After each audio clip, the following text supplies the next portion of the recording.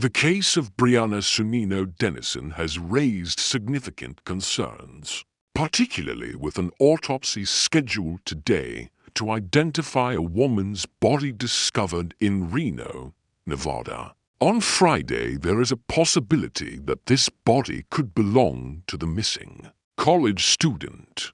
Brianna Denison. The remains were located in a field adjacent to the University of Nevada campus, less than 10 miles from the home where she was last seen in the winter of 2008. Brianna, a vibrant 19-year-old with a promising future, disappeared without a trace, sending shockwaves through the community and igniting an unyielding search for answers. As news of Brianna's disappearance spread, a dedicated coalition of volunteers, law enforcement agencies, and concerned citizens united in an effort to bring her home safely. Brianna's family and friends, enveloped in fear and uncertainty, held onto hope while sharing stories that highlighted her infectious laughter, unwavering spirit, and zest for life. Days evolved into weeks,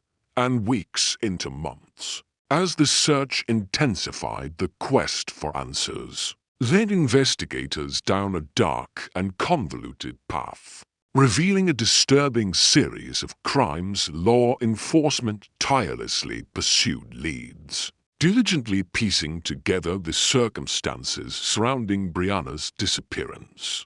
Their commitment to achieving justice remained resolute. This narrative centers on Brianna Denison, a young woman whose life was tragically cut short, but whose memory continues to inspire. Born on March 29, 1988, to Jeff Denison and Bridget Denison, her mother affectionately referred to her as Breezy, likening her to a refreshing breeze on a warm summer day. The family faced profound grief when Brianna lost her father at the age of 6. Yet she persevered through the pain. Buoyed by the support of her loved ones, Brianna spent her formative years in Reno, Nevada, and her mother's hometown of Mendocino, California. Her passion for travel and diverse cultures led her to destinations such as Hawaii, New York, Mexico, Jamaica, Japan, Italy, Egypt, Hungary, Austria, and France. She also studied abroad in Rome for a year with her family. Her ability to connect with individuals from various backgrounds was a hallmark of her radiant personality. Brianna was raised in an environment that cherished children as the most precious gifts, instilling in her the values of love, spirituality, respect, and trust. She had a profound affection for children and animals, particularly her dog. As Brianna graduated from Reno High School in 2006 and was a sophomore at Santa Barbara City College, majoring in child psychology. On January 20th, 2008, she returned home to Reno from sunny Santa Barbara during winter break to visit friends and family. She and her friends had participated in events organized by Summer Winter Action Tours LLC, a student-focused travel agency, and attended the Martin Luther King Jr. Gala weekend in Reno, which Brianna had previously enjoyed. In that fateful day, she was last seen alive around 4 a.m. Pacific Time at a friend's house near the University of Nevada campus on McKay Court in Reno, after attending a party at the Sands Regency on North Arlington Avenue. She went to sleep at her friend's residence when her friend awoke the next morning around 9 a.m. Brianna was missing. A small bloodstain was discovered on the pillow where she had slept, and her cell phone, purse, and shoes were left behind, prompting her friend to notify Brianna's parents.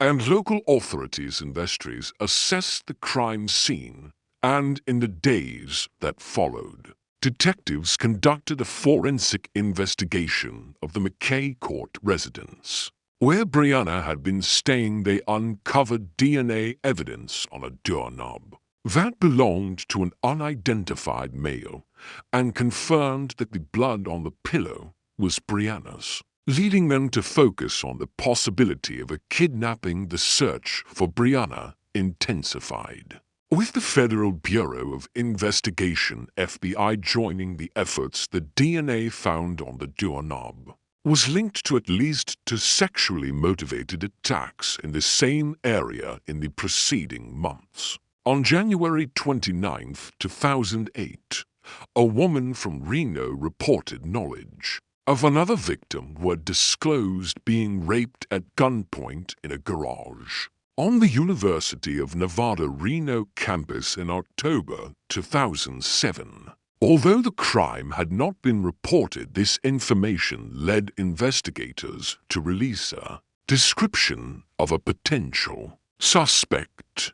Considered a promising lead, detectives began interviewing nearly 100 registered sex offenders residing within a mile of the McKay Court home, but none were connected to Brianna's disappearance. Approximately 1,700 volunteers, including Nevada's then First Lady Dawn Gibbons, participated in a physical search of a 100-square-mile area in an effort to locate Brianna. But their efforts yielded no results. On February 15, 2008, Albert Jimenez, returning from his lunch break, noticed bright orange fabric among discarded tree limbs in a ditch near Reno Business Park. Upon closer inspection, he discovered neon orange socks attached to feet, initially mistaking it for a mannequin, only to realize it was the body of a woman.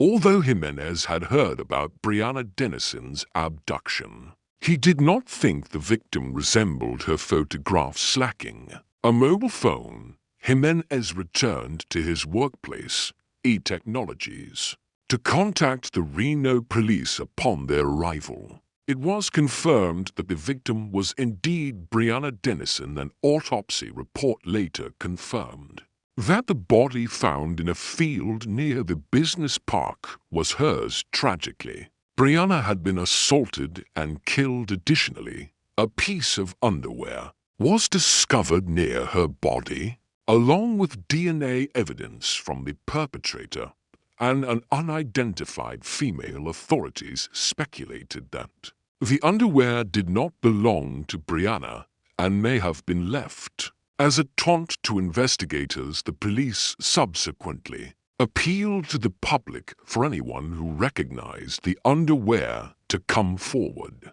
but no one did. In January 29, 2008, the Reno police released a description of the unidentified perpetrator, who was also linked to at least two sexual assaults in November and December 2007, as well as a report from a woman who claimed to have been raped in a parking lot in October. Previous victims had provided sufficient detail for police to create a sketch of the suspect. An item of underwear was found near Brianna's body, along with the killer's DNA and that of an unidentified woman. Police have confirmed that the item of clothing found near the victim did not belong to Dennis and may have been deliberately placed there to mislead investigators. They are urging anyone who recognizes the clothing to step forward, as it could provide crucial information regarding the identity of the perpetrator. On November 25, 2008, 27-year-old James Michael Bella from Sparks, Nevada, was arrested and taken into custody at the Washoe County Jail. He faced charges of murder, first-degree kidnapping, and sexual assault. Bella was apprehended while dropping off his son at the Stepping Stones Children's Center in Reno prior to his arrest. He had provided a DNA sample collected from a doorknob at a friend's residence. Detectives discovered that Bella was a former Marine with a previous arrest in 2001 for threatening a former girlfriend's neighbor with a knife. A press conference held by the Reno Police Department on November 26, 2008, confirmed that the DNA collected from Bella matched that found at the crime scene, establishing a direct link to the murder of Brianna Denison and a prior sexual assault. It was also disclosed that a friend of Bella's girlfriend had reported him through a confidential witness program on November 1, 2008, after discovering unfamiliar underwear in Bella's truck during their return from Washington State, where he had secured employment in March 2008. Media coverage of Brianna's case, including a police sketch of the suspect and a vehicle description from another assault that occurred a month prior, began to circulate following the anonymous tip. Detectives questioned Bella, who denied any involvement and refused to provide a DNA sample. Bella's girlfriend was also interviewed, granting police permission to collect DNA from her 4-year-old son, whom Bella fathered. Testing confirmed that Bella was a direct relative of the DNA sample found at the location of Brianna Denison's abduction and at the site of the earlier assault. Further investigation revealed that Bella had sold his truck in Idaho, which matched the description of the vehicle used in the previous sexual assault. At the press conference, officials announced that the vehicle would be returned to Reno for examination as evidence in the case against him. On May 27, 2010, Bella was found guilty of the murder of Brianna Denison. After approximately 9 hours of deliberation, the jury returned a guilty verdict on all charges, including kidnapping and sexual assault. The defense argued against the death penalty, citing Bella's abusive childhood and his prior contributions to society as mitigating factors. However, the jury ultimately imposed the death sentence. On July 30, 2010, Bella received for additional life sentences for multiple counts of rape and kidnapping related to incidents involving two victims preceding Brianna's tragic case. Over the years, Bella's appeals have been consistently denied. The narrative of Brianna Denison embodies resilience, heartbreak, and the relentless pursuit of justice. Brianna's family, facing unimaginable sorrow, remain steadfast in their quest for justice, becoming a source of inspiration for others confronting similar tragedies. Brianna's legacy transcends her individual case, igniting essential conversations, inspiring community initiatives, and amplifying awareness surrounding issues of violence and safety. The unwavering dedication of law enforcement ultimately led to the apprehension and conviction of the individual responsible for Brianna's abduction and murder, exemplifying the power of teamwork and determination. As we remember Brianna, we celebrate her vibrant spirit,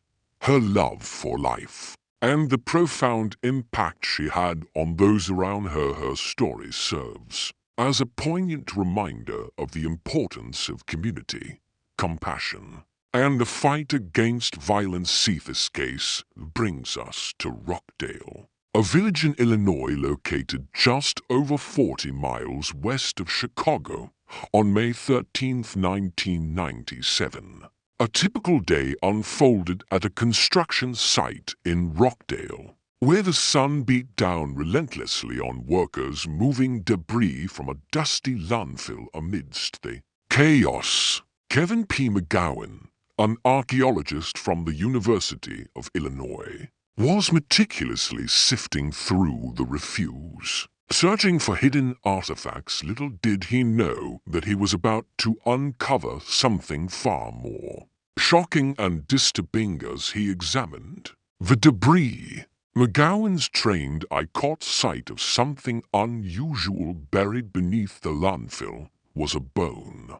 Unlike any other, excitement surged through him as he carefully extracted it, revealing a human bone, indicating he had stumbled upon the remains of a human body according to police reports. The remains were discovered around 10:15 a.m. on September 3, 1978, several hundred yards northeast of Mound Road and Moan Avenue on the outskirts of Rockdale. This shocking finding prompted McGowan to contact the sheriff's office, leading to a swift response from authorities. SWAT began as a routine archaeological investigation rapidly transformed into a homicide inquiry. Investigators quickly cordoned off the area, recognizing the gravity of the situation. The manner in which the remains were buried suggested an attempt to conceal the body,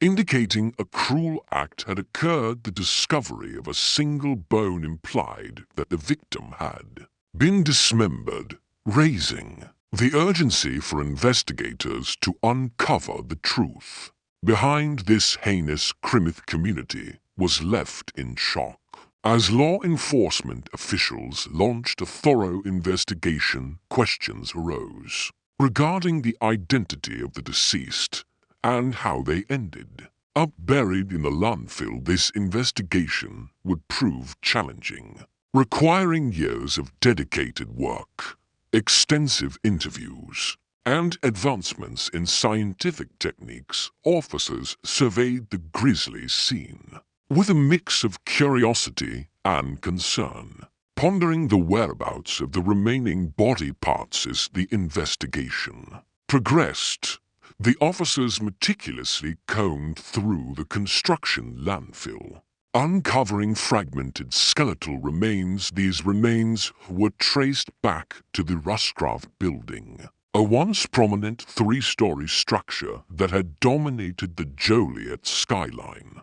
The investigators faced a daunting task as they delved deeper into this chilling discovery. In forensic investigations, pathologists play a critical role in examining human remains, but in this case, an anthropological examination was conducted instead. This specialized field focuses on human skeletal remains to ascertain age, gender, ancestry, and other characteristics that aid in identifying the deceased. Despite the challenges posed by the limited skeletal remains, investigators gleaned valuable insights into the life of this unidentified individual. On October 14, 1997, it was determined that the remains belonged to a woman estimated to be between 15 and 24 years old,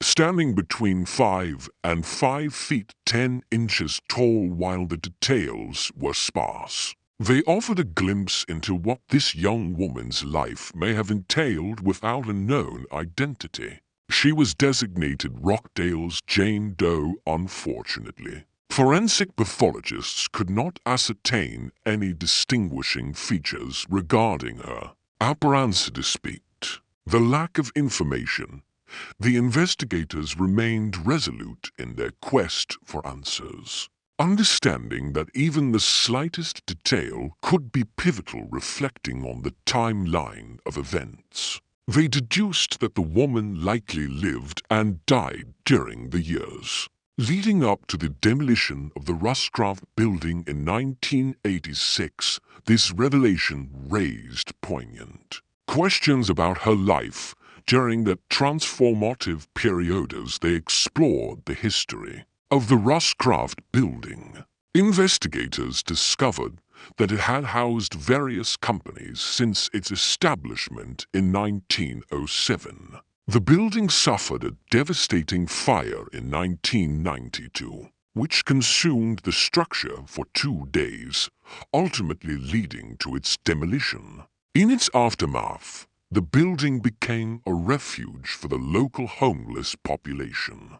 But it also attracted criminal activity with safety concerns mounting. The decision to demolish the building was made, however. The question of how to handle the debris lingered ingeniously. The remains were relocated to a new site in Rockdale, where the bone fragments were ultimately found. This led investigators to theorize that the woman had been killed elsewhere before being buried in this location. The investigation took a disturbing turn as it was revealed that the remains had been disturbed multiple times after death, suggesting the presence of someone at the original factory location in 2009. Renewed hope emerged when the Will County coroner, Patrick K. O'Neill, established a dedicated team to seek justice for the forgotten victim. The cold case unit embarked on an exhaustive journey, meticulously piecing together every detail. Forensic anthropology studies were conducted.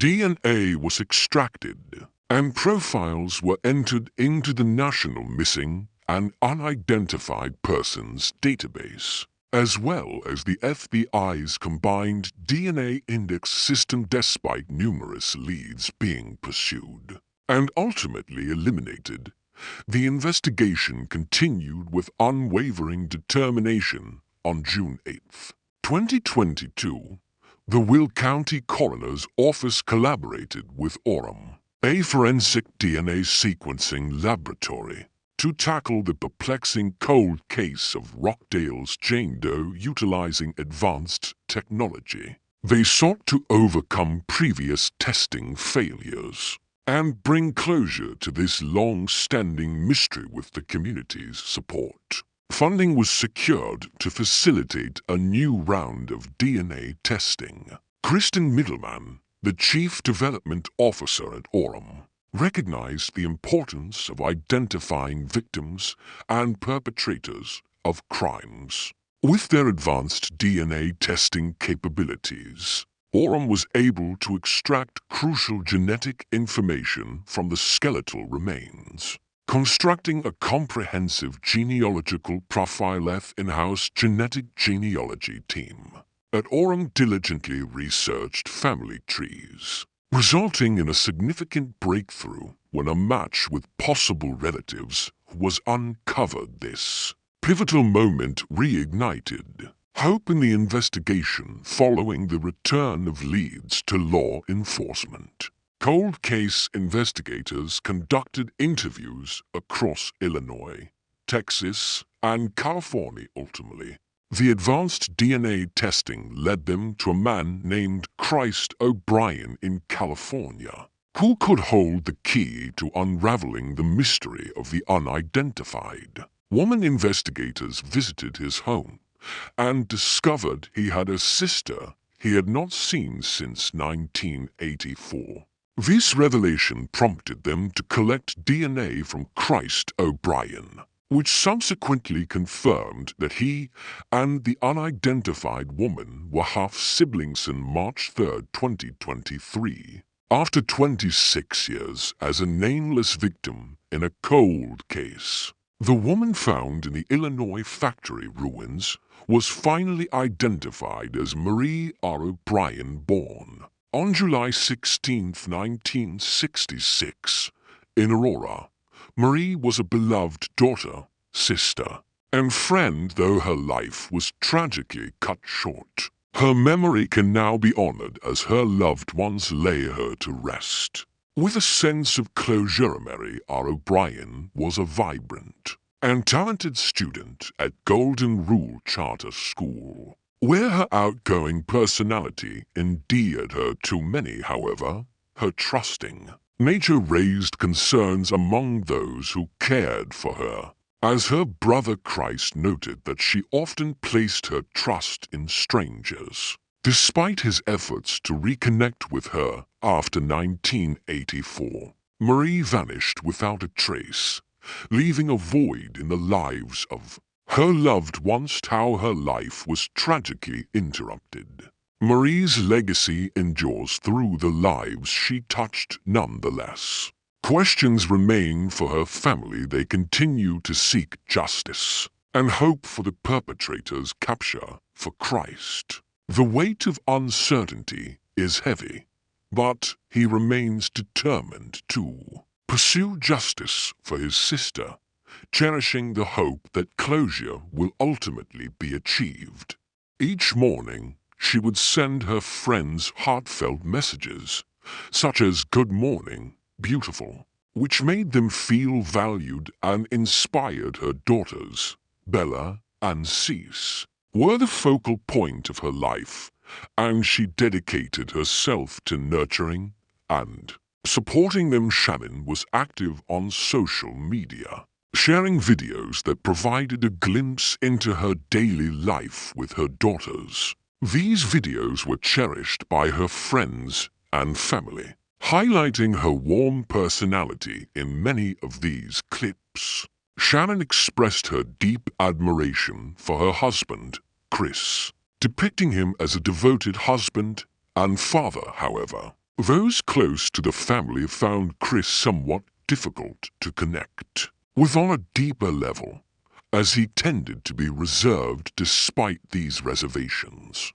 Shannon's family and friends accepted Chris due to her profound love for him. Nonetheless, the couple faced financial challenges, and in June 2015, they filed for bankruptcy due to a burdensome mortgage, multiple car payments, loans, medical bills, and significant credit card debt. At that time, Chris was employed at Anadarko Petroleum, while Shanann worked at a children's hospital call center. By 2016, Shanann transitioned careers to become a consultant for a multi-level marketing company, selling a nutritional supplement delivered via a patch. Shanann thrived in her new role. As her co-worker Cynthia Dero had noted, she had a remarkable ability to make everyone she encountered feel her positive energy.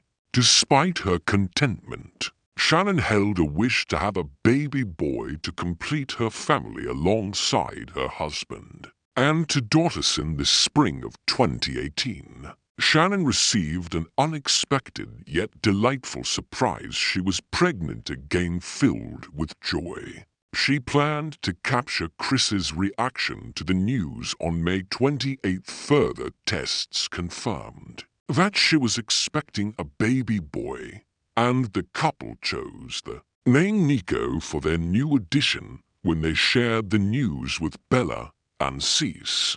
The girls were thrilled at the prospect of becoming big sisters during the summer of 2018. While Shanann was pregnant with Nico, she visited her family in North Carolina. Chris remained in Colorado for work, but Shanann took Bella and Cease to visit Chris's parents, Cindy and Ronnie. Despite their strained relationship during this visit, Cindy prepared a snack for Cease without heeding Shannon's prior warning about Cease's severe nut allergy, inadvertently putting her granddaughter's life at risk. Shanann was deeply disturbed by this incident, feeling that Cindy had recklessly disregarded her granddaughter's safety.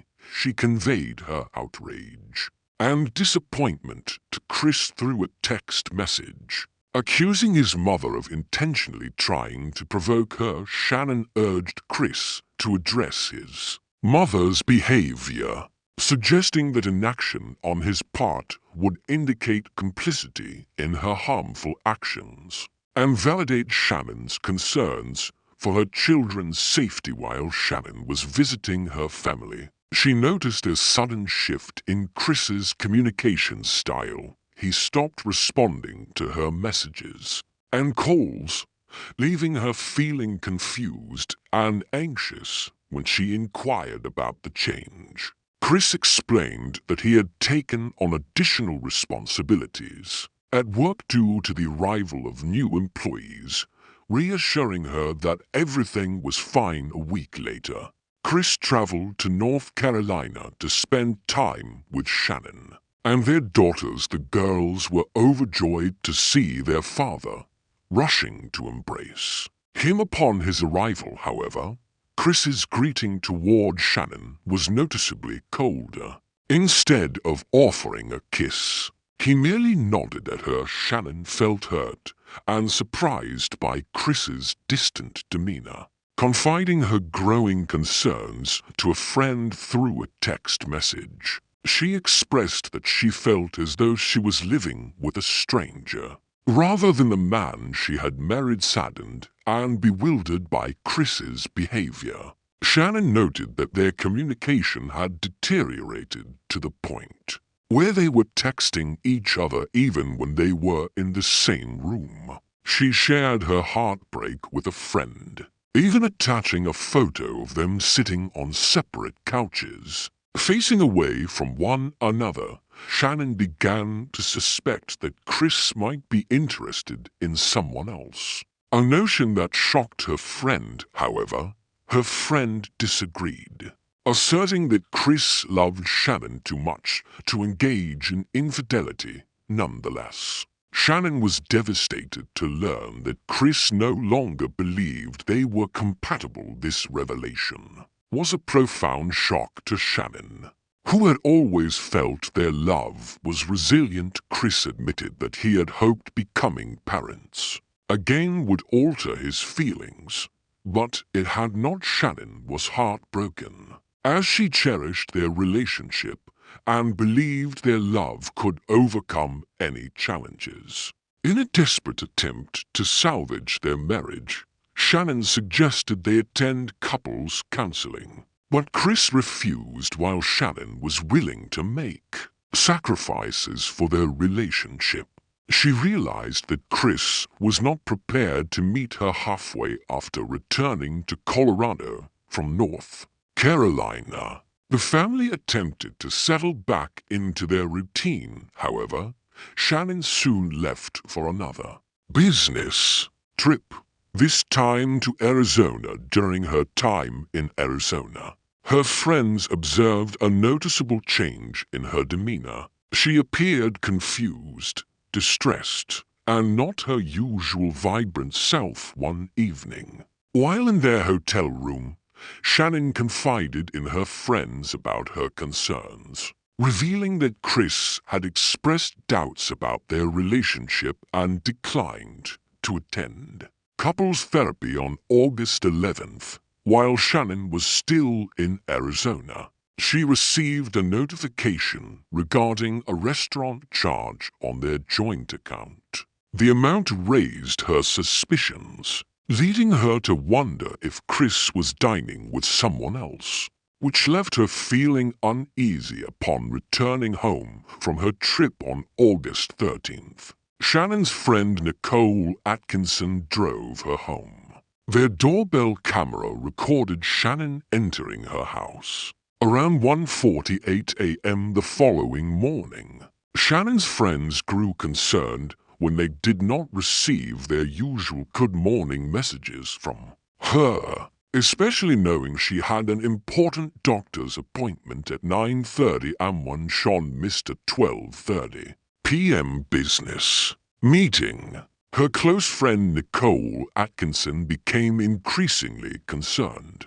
As the hours passed without any communication from Sean, Nicole's unease intensified. Sensing something was amiss, she decided to drive to Sean's residence. Upon arrival, a knot tightened in her stomach. Sean's van was parked in the garage, and her shoes were placed by the front door. Nicole knocked on the door, hoping that Sean would explain she had simply overslept after her flight the previous day. But there was no response. Of Sean's friends reached out to her husband, Chris, to inform him that they were unable to contact her. Chris reassured them, suggesting that Sean might have taken their daughters to a friend's house. This response puzzled Sean's friends, as they had all been in contact with one another, and none were aware of any plans for a meetup. Consequently, they informed Chris of their intention to contact the Frederick Police Department to report Sean and their daughters, Bella and Cease, as missing. Chris, however, was reluctant to involve the authorities concerned for their safety. Nicole proceeded to call 911 to report the three as missing. Following Nicole's call, a police officer from the Frederick Police Department arrived at the Watts home. Body cam footage captured Nicole's distress as she relayed her knowledge about Sean and her daughters. When Chris arrived, he approached the officer, yet his demeanor contrasted sharply with Nicole's. He appeared notably unconcerned despite the gravity of the situation during a search of Sean and Chris's home. The officer discovered Sean's purse, which contained her medication, and that of their daughters. This discovery alarmed Nicole.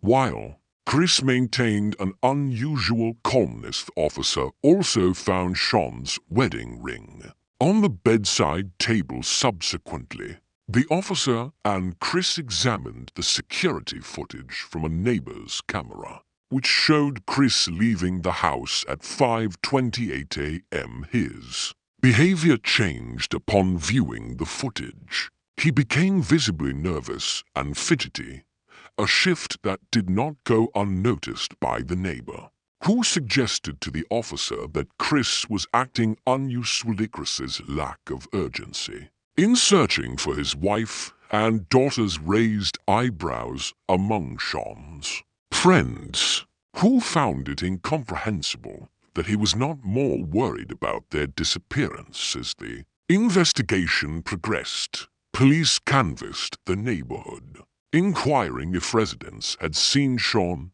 or anything unusual. The FBI and the Colorado Bureau of Investigation joined the search the following day, along with cadaver dogs from the Boulder Police Department, which scoured the property and the interior of the home during the search. An officer noted the house's strong scent of cleaning products and remarked on its unusual cleanliness, prompting further scrutiny. This raised suspicions that someone may have attempted to conceal evidence or erase potential clues while the house was being searched. Chris gave interviews to Denver news stations outside his home. During these interviews, Chris asserted that he and Sean had not argued prior to her disappearance, but mentioned they had an emotional conversation. He appealed to anyone holding his family, expressing his longing for their return and emphasizing that the house felt empty without them. However, his demeanor during the interviews struck those who knew him as cold and unemotional, evoking concern. On August 14th, Special Agent Cota conducted an interview with Chris. During this conversation, Chris suggested that Sean might have taken the girls to a friend's house to relax. Meanwhile, the police station received numerous tips regarding possible sightings of Sean and the girls, including various photographs for Chris to review, though he was unable to identify anyone. Agent Cota also questioned Chris about his marriage to Sean, and Chris claimed he had never been unfaithful, asserting that they would confide in each other if they ever felt tempted. However, Agent Cota noticed Chris's frequent hand movements towards his neck, which heightened his suspicions and led him to contemplate the possibility that Chris may have harmed Sean. During the interview, Agent Cota stepped out briefly to share his concerns with fellow officers. As the hours passed, without any sign of Sean and her daughters, Anxiety among their loved ones turned to desperation despite their fears for Sean's safety.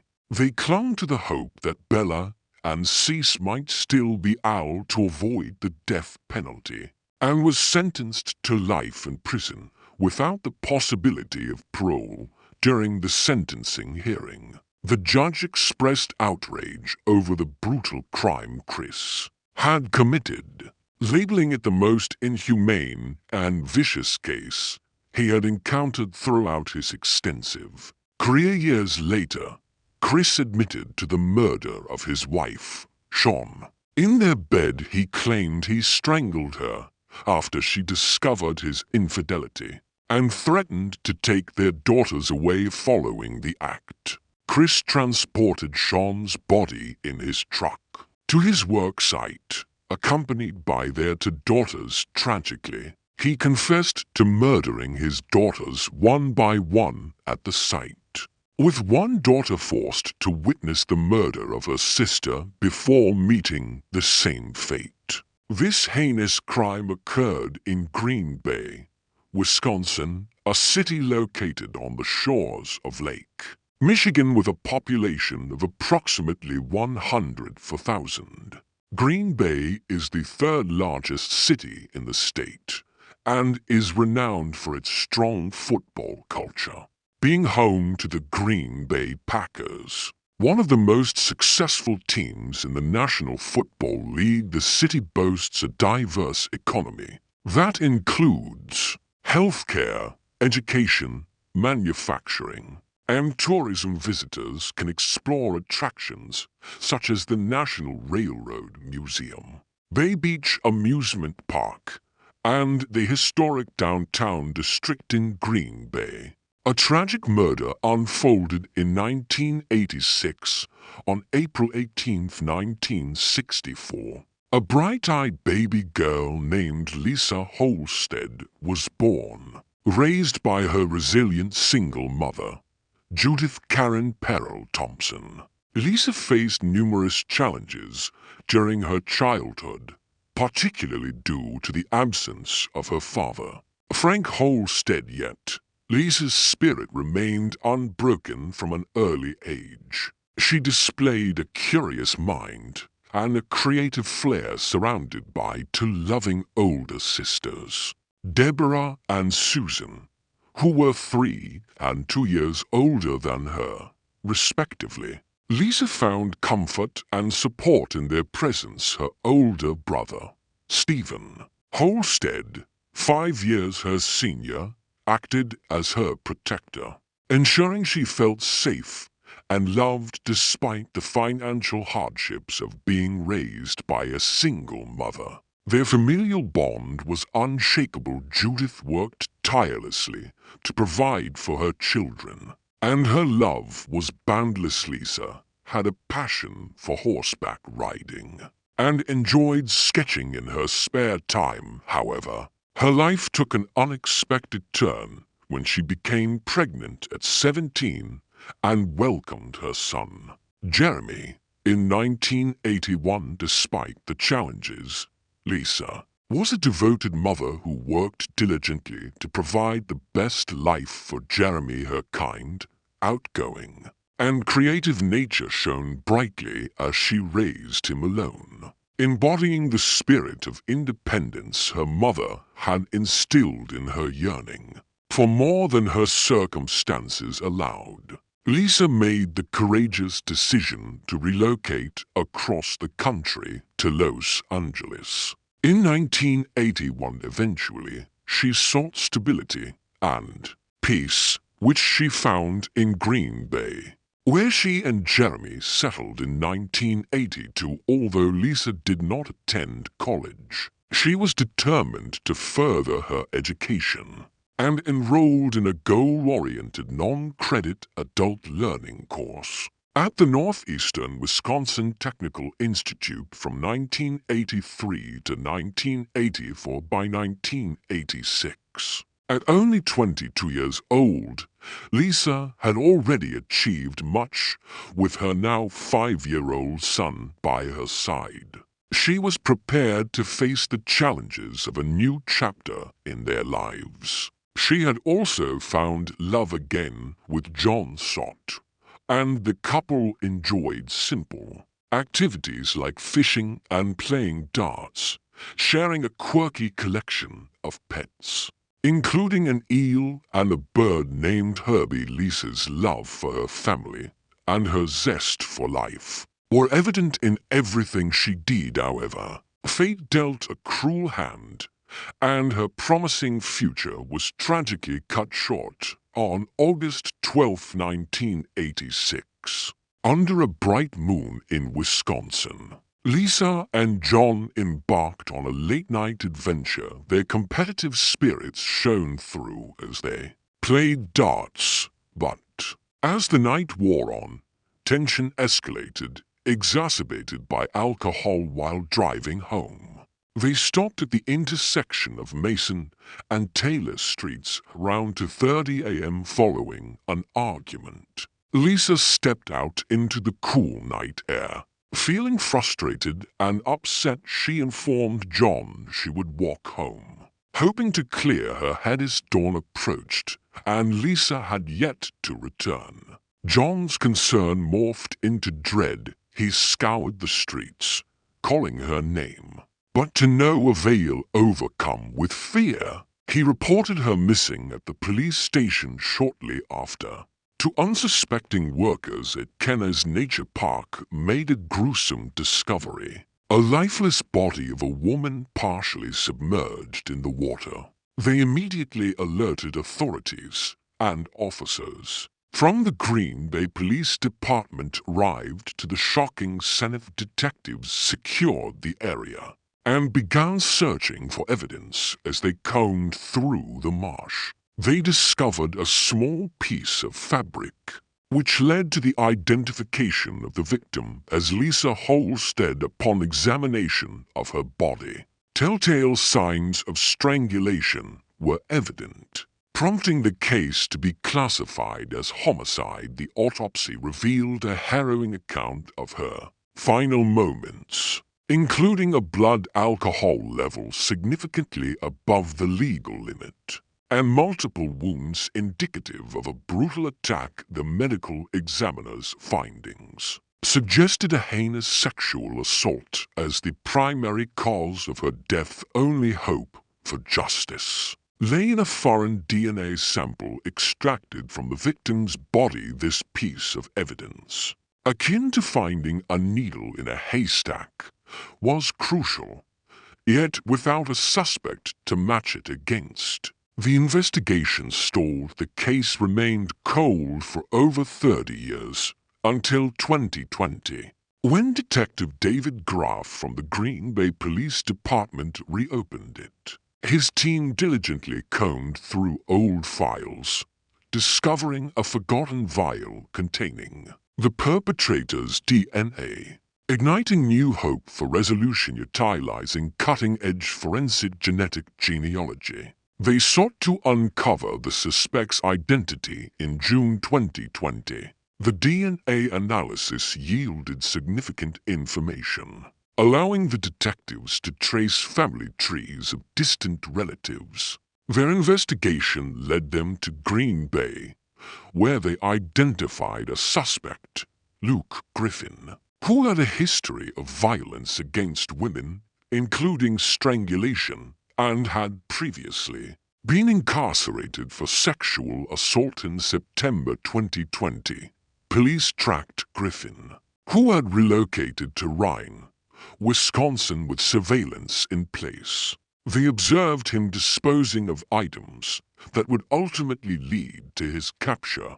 The DNA from these discarded items matched the evidence from the crime scene, confirming his involvement. On October 28, 2020, authorities arrested Luke Griffin, who initially denied any connection to the murder, but later confessed to a sexual encounter with Lisa, attributing his hazy memory of the night to intoxication. As the trial commenced in 2021, the courtroom was filled with family members, reporters, and onlookers Griffin's defense team sought a lenient sentence, citing his health and time served.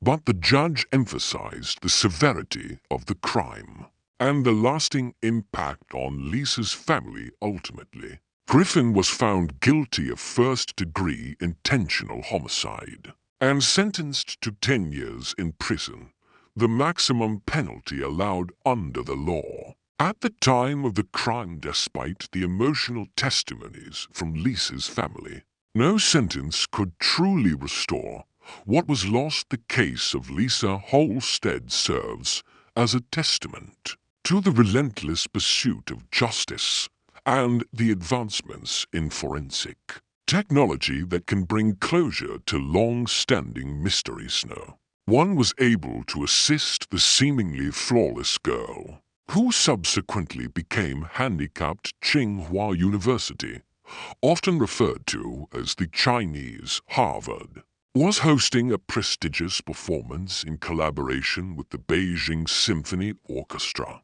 This event held considerable significance. Elegantly dressed couples made their entrance into the Grand Theater, with men in impeccably tailored black suits accented by gleaming cufflinks, and women in stunning full-length gowns. Carrying petite handbags, they exchanged smiles and engaged in polite conversation as they proceeded to their seats. Students from Tsinghua University, poised to showcase their talents that evening, faced immense pressure. One student, Zhu Ling, confronted an especially daunting challenge.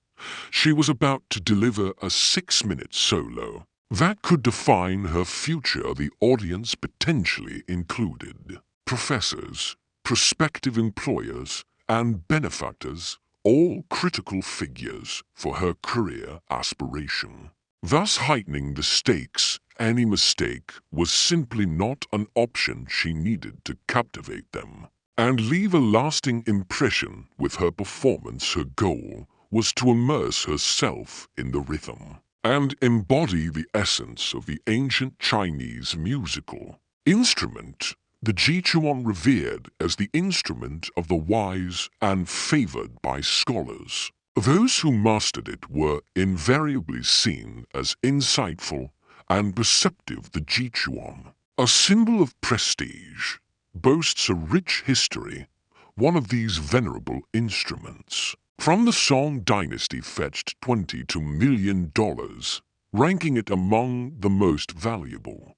To soothe Ling's nerves, numerous friends gathered near the stage, sharing her anxiety after witnessing the challenges she had faced over the past 2 months. For this moment, Zhu Ling had devoted her entire existence. She had nearly jeopardized her well-being for this event, with nerves so overwhelming that in the 3 days leading up to her solo, she scarcely consumed any food. Stress-induced stomach pains plagued her, and sleep was elusive, making it difficult for her to keep her eyes open. Her vision began to blur. Finally, Zhu Ling ascended the stage, greeted the audience with a bow, sat down, and began to play the jichuan. In those initial moments, her friends held their breath, but soon the tension eased, and they found themselves enveloped in the music. Zhu Ling's stage presence that evening betrayed no sign of her nerves. She seemed to become one with the melody. Her hands glided effortlessly, coaxing exquisite sounds that resonated throughout the theater. Some of her friends were even brought to tears. It appeared that Zhu Ling had channeled all her accumulated stress and anxiety of the past 2 months into her performance, transforming it into an emotional release. The 6 minutes concluded. The audience erupted in applause. Zhu Ling offered a deep bow, a smile, and exited the stage. Unbeknownst to her, her best friend was in the crowd, smiling broadly and clapping so vigorously that her hands turned red. though her expression also revealed a hint of nervousness that night. Zhu Ling chose to forego the festivities to return home, and rest. The release of stress left her feeling utterly drained as she showered and began washing her hair calmly. She noticed a clump of hair passing through her fingers, running her hand through her hair. Again brought a sense of urgency. She pulled back the shower curtain and dashed to the mirror, where her reflection revealed an exhausted face and small, irregular bald spots resembling the aftermath of a carelessly wielded razorfish. Was merely the beginning. In the following weeks, Zhu Ling's condition would deteriorate further, leaving her confined to a wheelchair and devoid of ability, unable to move, speak, or even control her facial muscles. She transformed from a highly promising Tsinghua University student into someone with the cognitive capacity of a 6-year-old child. This decline was neither an illness nor a genetic anomaly. Zhu Ling was experiencing something induced by another individual for ordinary students. Gaining admission to Harvard was more likely than to Tsinghua, especially for those native to China, where the local acceptance rate stands at a mere 4%. The university operates on an annual budget of $5 billion, and it is an institution where the offspring of influential political figures and wealthy businessmen receive their education. Each student is exceptionally intelligent and well-educated, possessing high intellectual capacities. The real challenge lies not only in securing admission, but also in surviving the intense competition among students. Some alumni have admitted to engaging in manipulations, betraying comrades, and employing deceit, all driven by the unyielding competitive spirit fostered at this institution in 1994. Zhu Ling was among the 31 chemistry undergraduates at Tsinghua University, ranking in the top 3 of her cohort, which consisted of 20 males and 11 females. She was often regarded as the epitome of excellence, the cream of the crop among students. Zhu Ling was not only intelligent, but also tall and striking in appearance, leading many to foresee a bright future for her. Destined for significant accomplishments, her charismatic and assured presence sparked envy among her peers. She had a knack for attracting friends and admirers. Thanks to her warm demeanor, she roamed the campus, attended lectures diligently, and completed her assignments, leaving many in awe of her seemingly boundless energy. However, after a few months, a peculiar and unexplainable decline in Zhu Ling's condition began to be observed. She appeared less strained, even during graduation week, but suddenly she seemed to vanish, arriving later than her peers. She consistently looked exhausted in lectures. Sitting there, she would sweat as if overheating, struggling to concentrate on the class content. Severe stomach pain plagued her, leading many, including her instructors, to believe it was related. Seeking relief, Zhu Ling visited the school clinic for pain relievers, but they provided minimal respite. What began as minor lateness escalated to her ceasing classes entirely. Concerned friends decided to visit her dormitory, which she shared with 3 other girls. They found her in bed, shivering and moaning in agony, with clumps of dark hair scattered on the pillow. Alarmed, her classmates urged her to consult a physician, but Zhu Ling dismissed their concerns, insisting she was merely stressed and would return to classes the next day, assuring them that everything would normalize by semester's end. Once impeccable, Zhu Ling was now unrecognizable. Her complexion had turned ghostly pale, and her lips had taken on a purplish tint. She resembled a spectre haunting the campus. Her movements were sluggish, and each step seemed to inflict excruciating pain. Most of her hair had shed, leaving her nearly bald and compelling her to always wear something on her head for concealment. Occasionally, Zhu Ling's vision would blur, leading to temporary blindness for hours at a time. Of various hypotheses regarding Zhu Ling's deteriorating condition circulated across campus. Some speculated it might be due to cancer or alopecia, known for causing hair loss, or perhaps an autoimmune disorder. Yet darker speculations emerged, with many students linking her decline to stress stemming from a dispute with her close friend Sunny. It seemed oddly coincidental that the change in Zhu Ling coincided with their falling out after missing an orchestra rehearsal for a challenging piece. Zhu Ling faced unexpectedly harsh criticisms. Sunny informed the instructor that Zhu Ling had skipped because she felt overly skilled, implying that the others needed to elevate their abilities to match hers. Realizing such maliciousness in real life was overwhelming for Zhu Ling, different speculations circulated among university students, some hinting that Zhu Ling, being a chemistry student, might be secretly conducting groundbreaking experiments. However, would a highly driven student risk self-harm? Beijing, a friend since middle school, decided to visit her in the hospital with a fruit basket. Upon entering her room, Beijing was stunned and compelled to flee, not from fear of infection, but from seeing his classmate in such a dire state. How could a vibrant 20-year-old transform into this shadow so quickly? What illness could strip Zhu Ling of all she had worked for?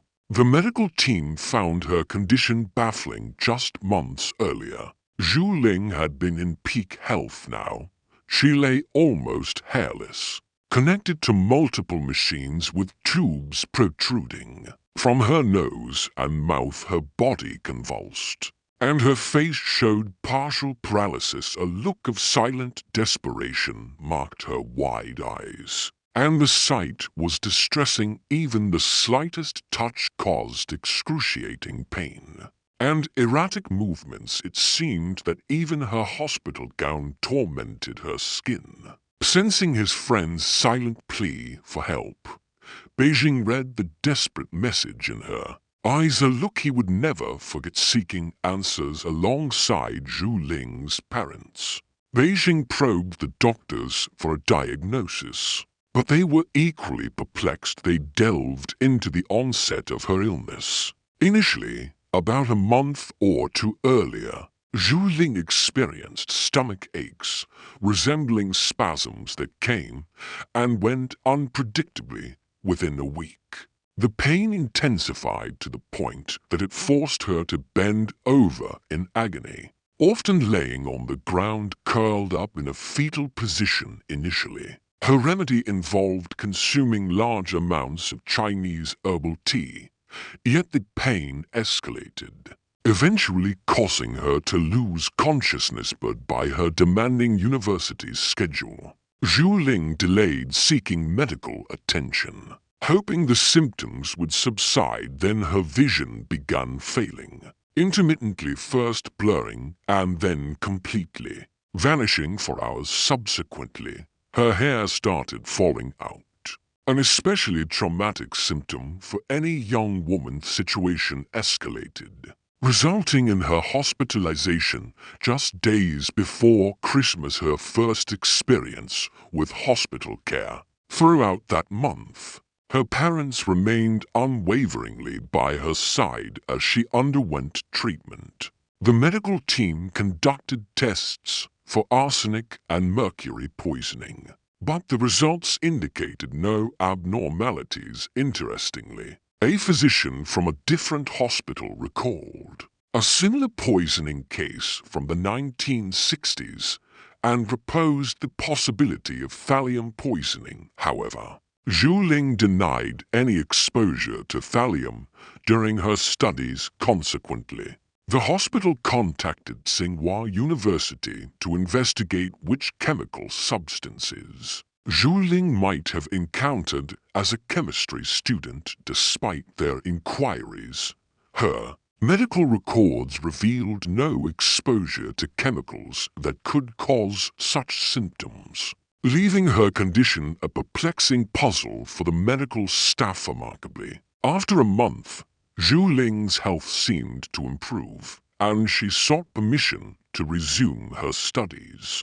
Eager to participate in exams and avoid wasting the semester, however, her parents firmly opposed her return to university, fearing that stress was the root cause of her illness. Despite their concerns, Zhu Ling insisted on her recovery and returned to classes in February. Unfortunately, by March, her condition deteriorated significantly once again, leading to her readmission to the hospital. This time in such a debilitated state that continuing her university attendance appeared impossible. She was unable to speak.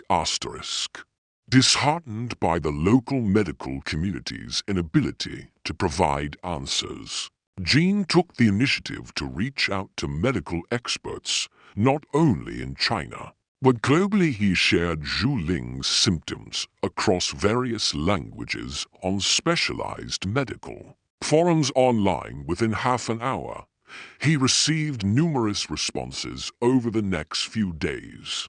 Approximately 2,000 emails flooded in from 18 different countries, many from individuals affiliated with national medical institutions and specializing in toxicology. The consensus among nearly all respondents was alarming. Thallium poisoning. The symptoms suggested a deliberate and methodical attempt to poison Zhu Ling, designed to inflict slow and excruciating agony. Thallium, a dense and highly toxic metal, was once used in rat poisons but has since been banned in major countries, including China and the USA. In the early 20th century, it was utilized as a lice treatment known to cause hair loss. Its wide array of symptoms can often lead to misdiagnosis by healthcare professionals. While detection is typically alarmingly delayed, thallium does not leave visible marks,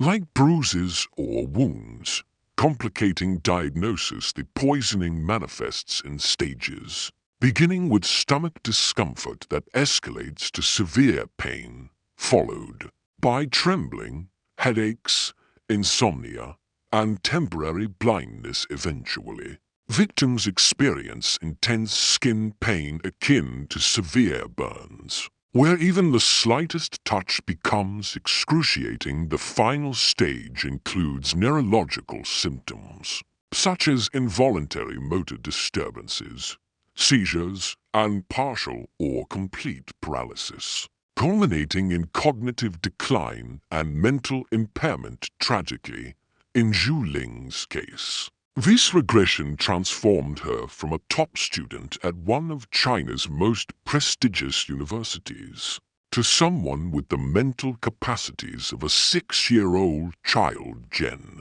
in collaboration with Zhu Ling's parents, meticulously sifted through the multitude of emails and promptly shared their findings with her medical team. However, the doctors remained skeptical of the diagnosis proposed by online contributors, emphasizing that detecting thallium in the body without specialized testing was unfeasible. Testing for thallium required sending the patient's blood to a laboratory equipped for such analysis. Additionally, they noted that thallium is a rare, tightly controlled substance that is not easily obtainable. The doctors also mentioned that if Zhu Ling's condition was indeed due to thallium poisoning, an antidote would likely prove ineffective at this advanced stage of the disease. This revelation left Zhu Ling's family and friends in shock. The pressing question became,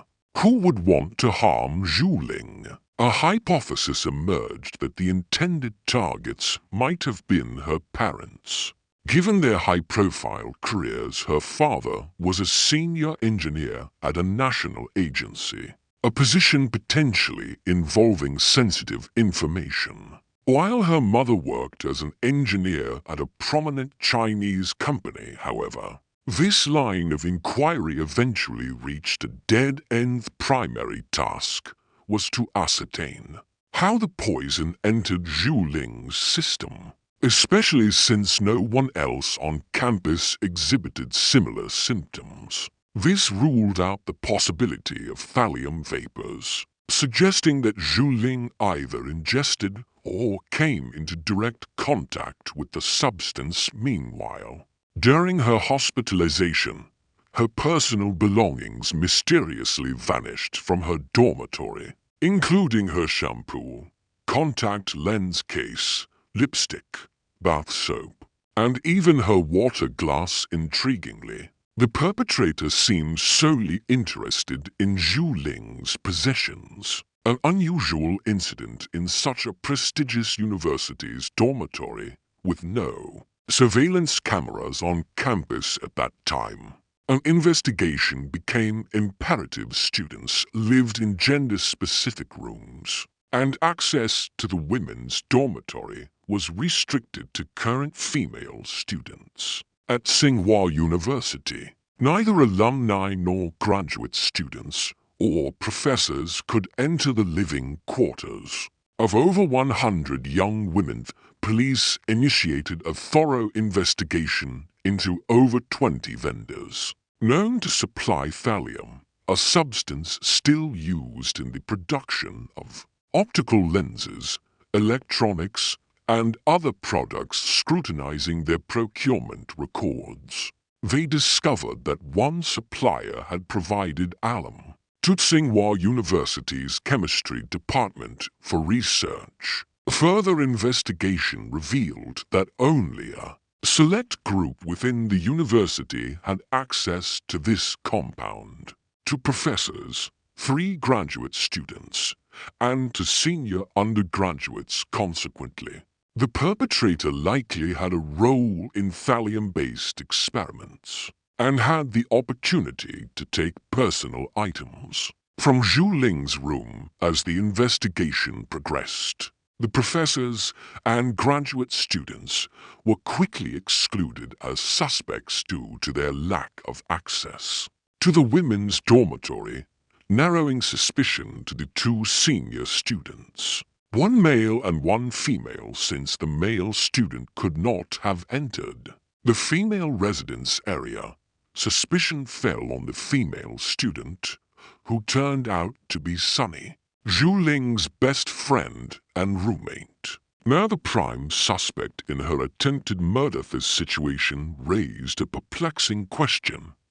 Why would Sunny, with a promising future ahead, risk everything in such a grave manner? Acquaintances of both young women noted that Zhu Ling had recently triumphed over Sunny in student elections, and Sunny was not known for gracefully accepting defeat. She possessed an argumentative nature and had deceived her closest companion on several occasions. And as Zhu Ling advanced and garnered greater acclaim, Sunny became increasingly agitated. Zhu Ling's individual performance at the Beijing Philharmonic served as a catalyst for tension in their relationship, as Zhu Ling was attractive, highly skilled, and respected by both peers and faculty members. Likely intensifying, Sunny's jealousy was questioned for 8 hours.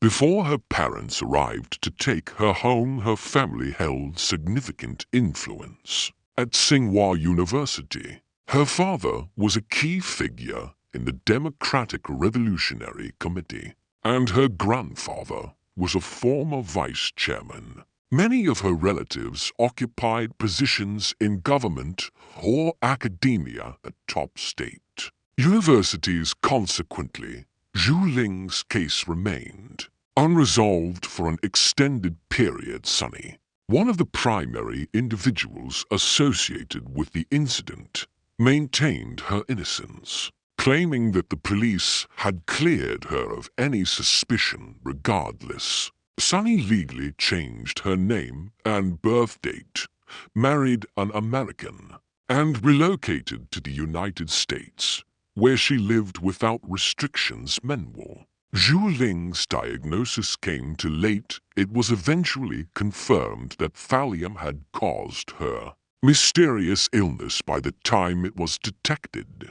The levels of thallium in her body were alarmingly high. The antidote, Prussian blue, proved ineffective due to the advanced stage of poisoning. Zhu Ling was declared permanently disabled with irreversible nerve damage, resulting in a child's mental capacity, facial paralysis, and dependency on a wheelchair. Later, Zhu Ling's family received $14.00 from the hospital due to misdiagnosis and mishandling of her case. The police quietly closed the investigation without notifying Zhu Ling's family. Adding to their tragedy and suspicions, Zhu Ling lived until the age of 50 before passing away, and her parents found solace in the fact that she could live for so long. Despite her condition, unfortunately, the individual responsible for her plight was never brought to justice. In a bleak day, October 26th, 1998, a chilling discovery was made along the banks of the Columbia River. A body was found floating near Lower River Road in Vancouver, sending shockwaves through the local community. Authorities quickly responded to the scene, hoping to uncover the identity of the unfortunate individual who had met an untimely end. As they approached the body, they were met with a pungent odor of decay, a clear indication that the man had been in the water for an extended period. With no obvious clues to the man's identity, they carefully removed the body from the water and transported it for identification and autopsy, unaware that they were embarking on a mystery that would linger in their minds for years. As the medical examiner's office began the autopsy, a chilling truth emerged. The man had died from a gunshot wound to the head. However, as investigators examined the evidence, they were left with more questions than answers. Had the man taken his own life? Had someone else pulled the trigger? The truth remained obscured in uncertainty. It was believed that the man had been in the water for 6 months to a year, prompting authorities to scramble for a timeline leading to his tragic end. Despite the time elapsed, the medical examiner's office estimated the man's age at the time of his death to be around 53 years old. Deepening the mystery surrounding the case, identifying the man became a daunting challenge, as he had been found without any means of identification. Investigators turned to missing persons records in the area, hoping to find a lead, but their search yielded no results. Desperate for answers, they expanded their efforts, notifying agencies throughout the Northwest in the hopes that someone might recognize the unidentified victim. Despite their tireless endeavors, their search proved fruitless. Another potential avenue for uncovering the man's identity, fingerprints, was dashed due to the advanced state of decomposition of the body. As days turned into weeks, the investigation hit a brick wall, leaving Investigators frustrated and the case slipping into obscurity. Another unsolved mystery. However, time can be a double-edged sword in cold cases, although hope may diminish with each passing year. Advances in forensic science can breathe new life into cases once thought unsolvable into 2008.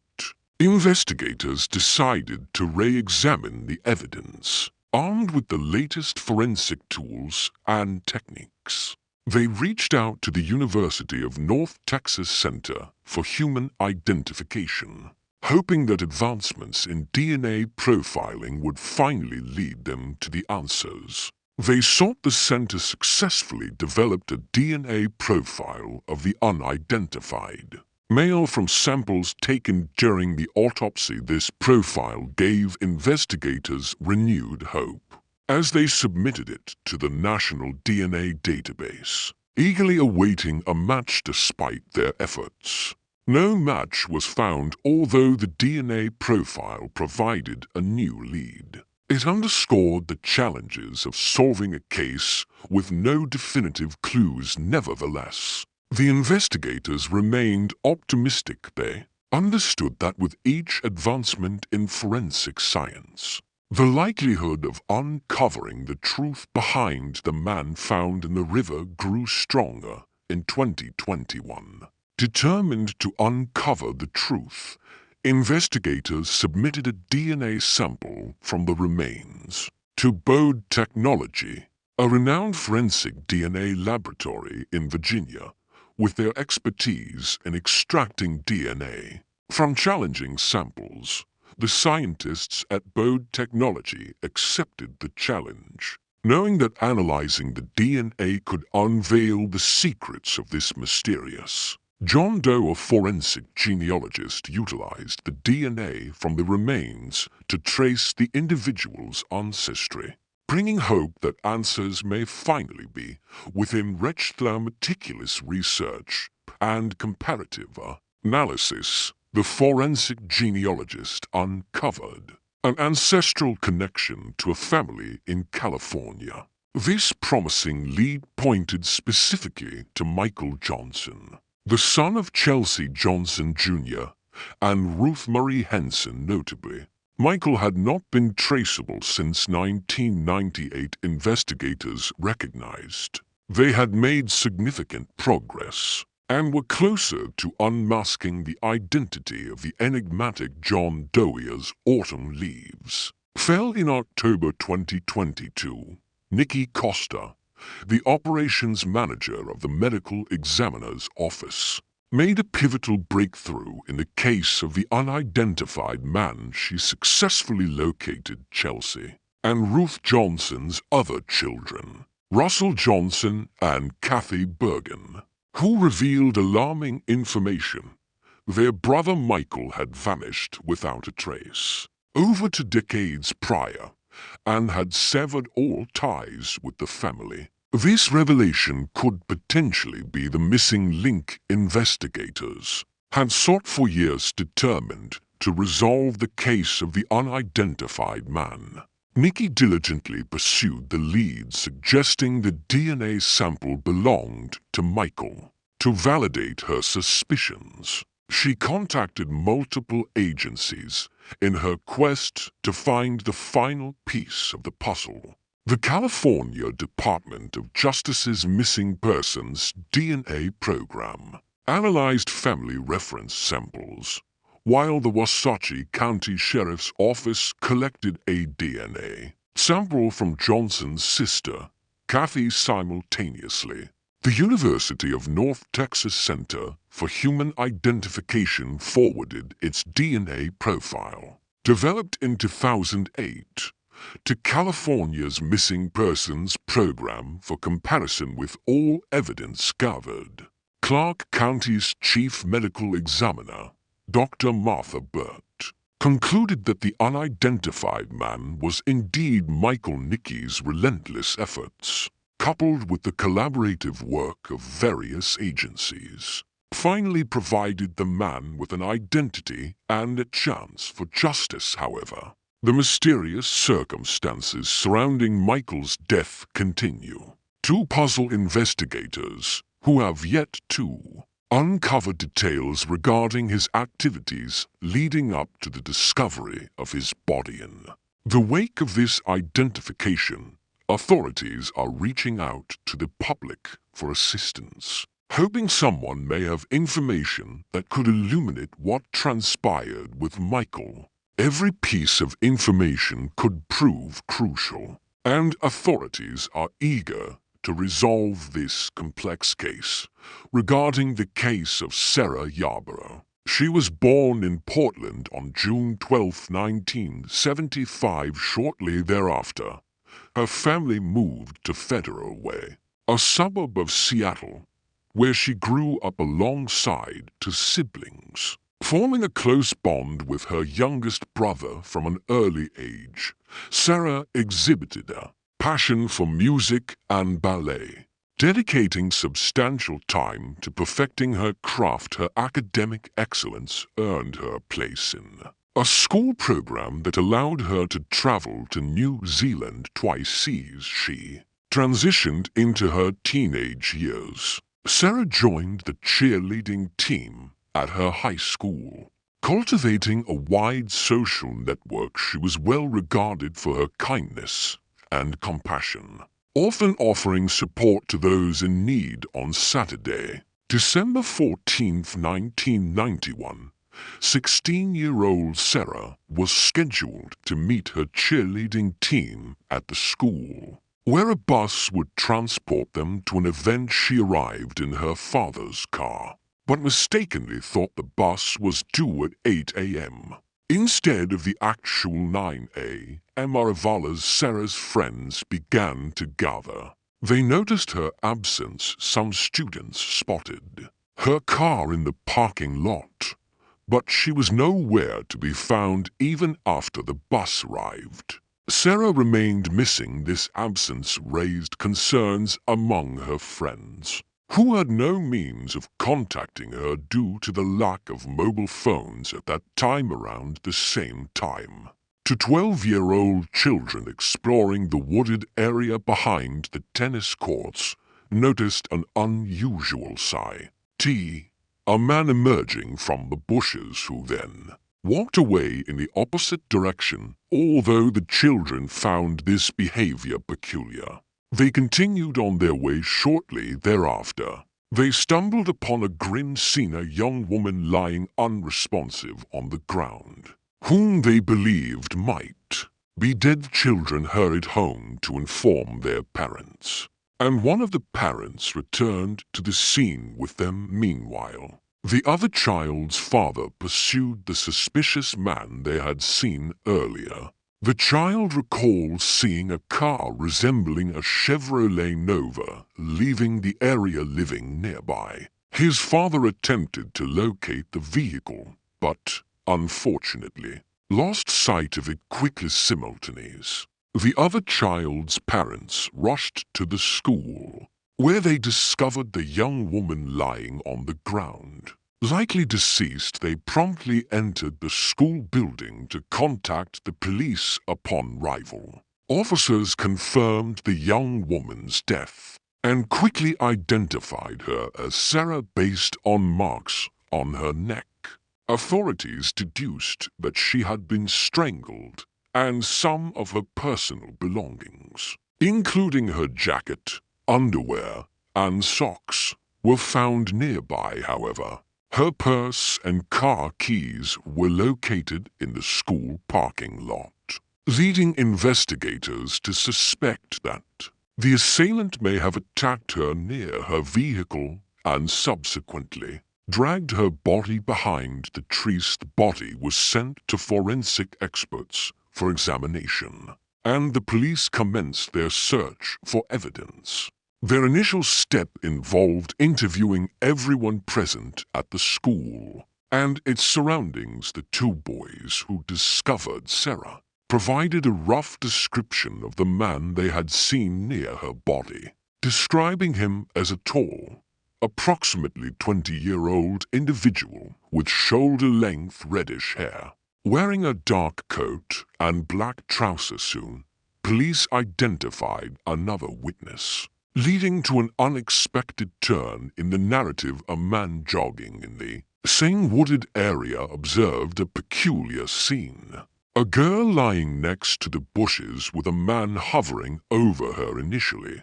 He misinterpreted the situation as a couple engaged in intimate behavior, however. When he returned through the area a few minutes later, both figures remained in the same positions, prompting him to suspect that a serious crime might have been occurring. Witness: a recent immigrant unfamiliar with typical behaviors in the United States, nonetheless provided the police with a rough description of the suspect, which aligned with the accounts given by the children who found Sarah's body.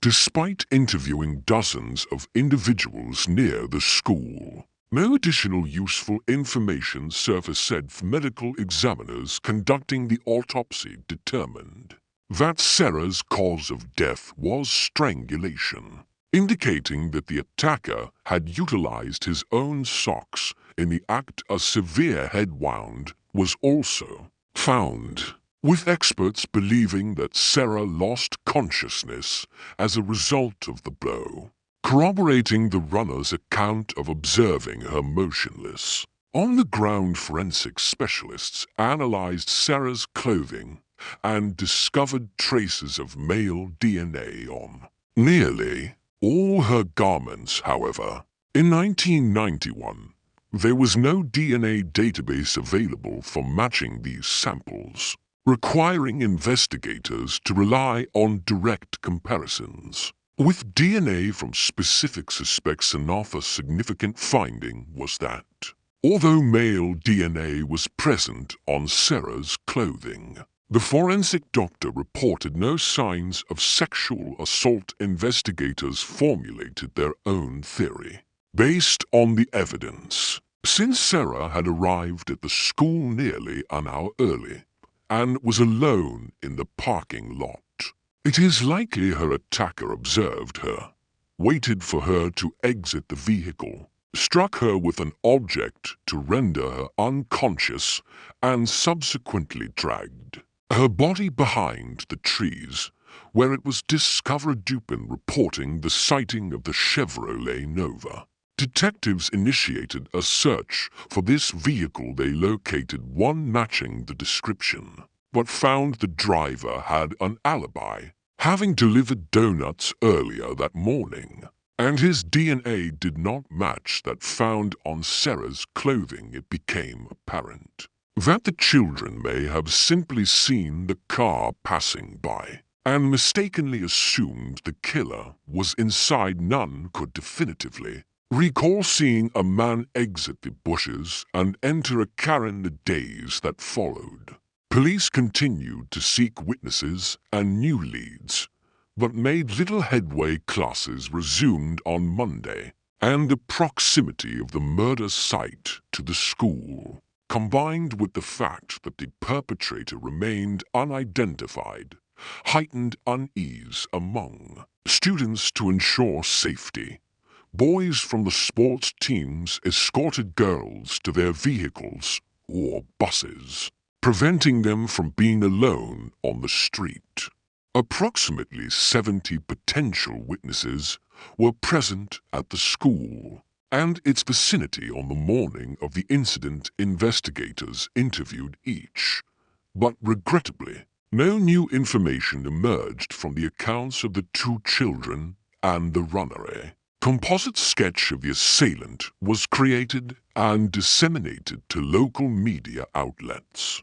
The case garnered significant media attention, resulting in hundreds of tips over the following weeks. Each lead was thoroughly investigated, yet consistently led to dead ends. An promising lead involved a man who resembled the suspect and had a criminal history. However, his DNA did not match the sample obtained from the victim's clothing, and this lead was ultimately dismissed. The case stagnated for months, as police faced an overwhelming influx of 4,000 tips, lacking the resources for comprehensive follow-up. When Sarah's family learned of the police's struggle to manage the volume of tips, they offered assistance in any capacity they could. A family member employed at a tech company successfully lobbied management to provide the police department with a powerful computer. Valued at $150,000 in the 1990s, this generous contribution enabled law enforcement to centralize and process leads more effectively, categorizing them for easier review. Despite their best efforts, however, each lead ultimately led to dead ends, and the case remained stagnant for years. 2 years later, as Sarah's classmates prepared to graduate, they honored their friend by raising funds to create a memorial in her memory. The memorial took the form of a bench featuring a metal casting of Sarah's belongings, alongside a poignant photo of her dog reaching for her purse. Although the case was periodically reopened and re-examined in subsequent years, it remained unresolved. With the perpetrator still at large during this time, law enforcement conducted thousands of interviews and collected DNA samples from nearly 300 potential suspects, but these efforts ultimately yielded no results. In 2011, 2 decades after the murder, a detective opted to leverage modern technology in the investigation. He reached out to a genetic genealogy company to explore the possibility of locating relatives of the individual whose DNA was found on the victim's body. The experts accepted the challenge, but unfortunately, they were unsuccessful due to 2 primary factors. Firstly, the field of genetic genealogy was still in its formative stages, and the experts faced limitations. For instance, they could not simultaneously search for both male and female relatives from the same DNA sample. If the DNA was male, they could only look for male familial connections, and vice versa. Secondly, legal barriers hindered their progress, as various laws prohibited the use of genetic data samples to search for relatives of suspects. The researchers approached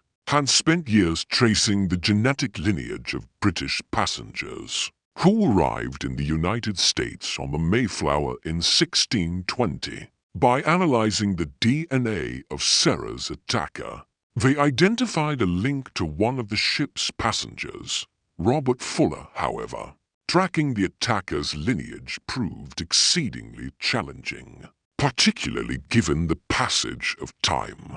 While the Mayflower initially had around 100 passengers, their descendants now number over 25 million. Despite the initial setback, this marked the first instance of genetic genealogy being employed to solve a crime. The detective gathered the information available and identified several local residents, with the surname Fuller, showing them pictures of the men, yet none were recognized by the witnesses, including the runner and the 2 boys who discovered the body next. The detective collected DNA samples from all local Fullers and submitted them for laboratory analysis, although none matched the attacker's DNA. One surprising discovery emerged. One of the men was a distant descendant of Robert Fuller from the Mayflower. However, he was not the perpetrator and had no knowledge of any distant relatives residing nearby. Upon the detective's retirement in 2017, a new team of investigators took over the case. In 2011, a company had assumed responsibility for studying the DNA sample from the assailant, and the new team reached out to them given significant advancements in genetic material analysis.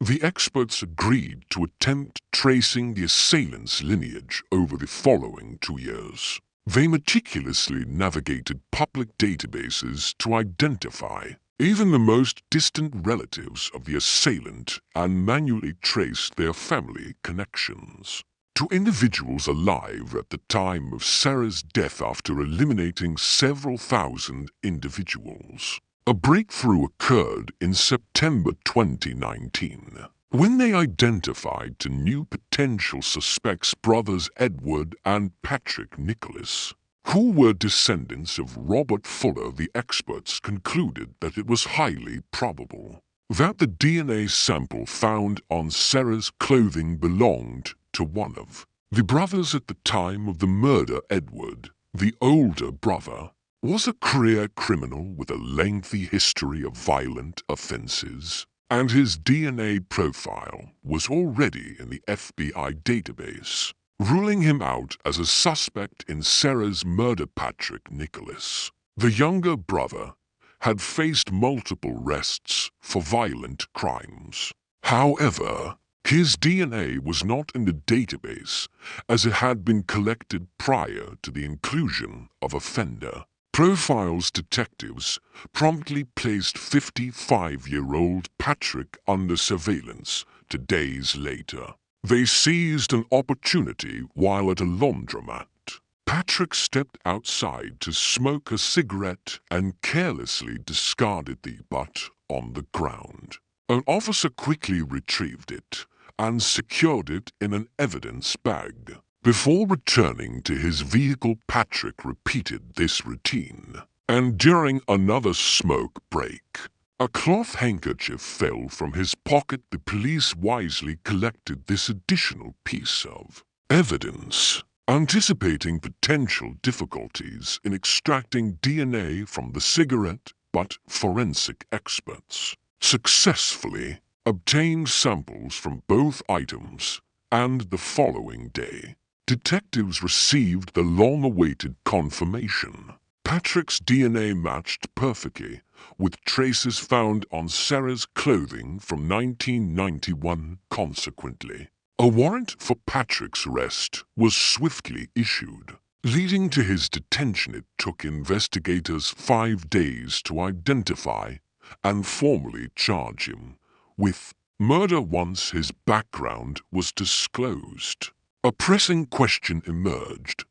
Why had a man with such a criminal history not been considered a suspect for 28 years? At the age of 19, Patrick had attempted to assault a young woman who escaped by jumping into a river. He was subsequently arrested and served for years in prison. In 1994, he was arrested again for attempting to assault a minor, but his DNA was not recorded in any database due to the non-serious nature of the charge. Over the next 3 decades, his name never surfaced in investigations, nor did he appear in over 4,000 leads. It was later revealed that genetic genealogy experts were unable to trace him back to Robert Fuller because Patrick was adopted and had grown up with a different surname of the individuals who discovered Sarah's body as children in 1991. Firmly believed that Patrick was the same killer. He recounted how the incident had deeply affected him at the tender age of 12, knowing that the perpetrator had seen his face for many years. This witness lived in constant fear of retribution from the killer, and only after Patrick's arrest did he finally feel a sense of safety. Patrick's trial commenced in 2023. Despite his claims of innocence, the primary evidence, his DNA on the victim's clothing, posed a significant challenge. His attorney argued that the presence of Patrick's DNA did not inherently imply guilt, but this contention was dismissed. The lawyer also questioned the reliability of the DNA analysis, yet experts deemed it entirely credible. Ultimately, Patrick was found guilty of first-degree murder without premeditation on May 25th, receiving a sentence of 45 years and 8 months, effectively ensuring he would never be released during sentencing. Patrick remained emotionless, contrasting sharply with Sarah's family, who expressed gratitude to the judge, trial participants, and investigators for finally delivering justice after 28 years in a chilly day, November 28, 1992. A group of individuals near the Walker Wildlife Area off River Road in Colorado stumbled upon something unusual as they approached. Horror gripped them at the sight of a decomposed body of a man, missing its skull even in death. The man made a statement, clad in green shorts, adorned with bold black designs and a tanned black pullover shirt. Featuring a mysterious logo, the individuals promptly notified authorities, who rushed to the scene upon arrival. They immediately began searching for clues to identify the man, but despite their exhaustive efforts, no leads emerged. Even the man's clothing provided no hints, leaving investigators puzzled with no other recourse. They transported the body for an autopsy and identification. Hoping for answers, the medical examiner's findings confirmed a homicide, revealing the man had been stabbed to death, sending shockwaves through the community and raising questions about the motive behind such violencias. The investigation commenced. Detectives were driven by a sense of purpose, yet as time passed, it became evident that this case was anything but ordinary. The trail grew cold, and each lead led to dead ends. The absence of the man's head posed a haunting puzzle. Where could it have gone? Was it taken as a trophy or buried in obscurity? Time became a formidable adversary as months turned into years, and the case grew increasingly cold. The memories of the man in green shorts began to fade, leading many to believe justice would remain elusive. Nevertheless, detectives held on to hope, convinced that new information could eventually surface. Years passed, and advancements in technology offered renewed possibilities. In 2011, the case was revisited with the assistance of the National Missing and Unidentified Persons System. However, despite diligent efforts, detectives once again encountered dead ends, leaving them frustrated and grappling with the possibility of never uncovering the man's true identity. Yet they remained resolute, knowing that new information could emerge at any moment. In 2022, the Mesa County Sheriff's Office committed to a thorough investigation, determined to leave no stone unturned. Recognizing the limitations of traditional methods, they sought the assistance of Owatham, a forensic DNA analysis company, hoping that advanced genetic testing could finally reveal the man's identity or lead to a close relative aware of the financial implications of advanced DNA testing. Detectives turned to DNA Solves, a platform combining crowdfunding and volunteer data to tackle unsolvable cases. Thanks to the relentless efforts of detectives and the generosity of the public, sufficient funds were raised to proceed with testing. Skeletal remains of the man in green shorts, a mystery for nearly 3 decades, began to yield answers. Thanks to remarkable advancements in forensic science, the remains were sent to OREM's state-of-the-art lab in Texas, where forensic scientists meticulously extracted DNA to construct a comprehensive genetic profile, utilizing cutting-edge forensic-grade genome sequencing. They pieced together a complete DNA sequence, providing unprecedented insight into the man's genetic makeup. However, creating a DNA profile was merely the beginning. The team at Orin recognized the need to leverage this information to generate investigative leads. Collaborating with their in-house genealogy team, they employed forensic genetic genealogy to trace the man's distant relatives and create an extensive family tree. This information was subsequently shared with the Mesa County Sheriff's Office, leading to the identification of a potential sibling of the unidentified man with a DNA sample from the sibling. Orin's team confirmed that the unidentified man was Edith Thomas.